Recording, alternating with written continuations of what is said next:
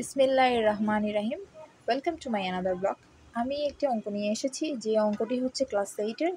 আর প্রশ্নটি হচ্ছে x+y = √5 এবং xy = √2 হলে x³ + y³ এর মান কত?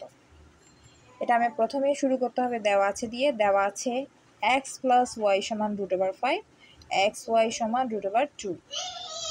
এখন মান যেটা বের করতে হবে সেটা হলো x³ + y³, যেটা আমরা a³ + b³ এর সূত্রে ফেলাবো।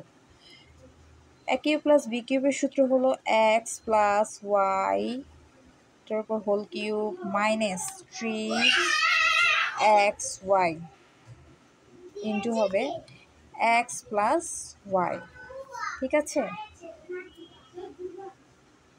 আর x + y এর মান বসিয়ে দিব √5, এটার উপর হোল কিউব মাইনাস আর 3√2 বসাবো, যেটার মান xy এর, আর x + y এর মান হচ্ছে √5। এখন আপনাদের প্রশ্ন জাগতে পারে এটাকে আমি কিভাবে সাজাবো। √5 ইন্টু √5 ইন্টু √5, এই দুটা মিলে একটা 5, √, উঠে যায়। দুটা √, থাকলে একটা √, উঠে যায়, তাহলে আরেকটা √, থেকে যাবে। তাহলে এটা সাজাবো আমি এভাবে, আর 3√,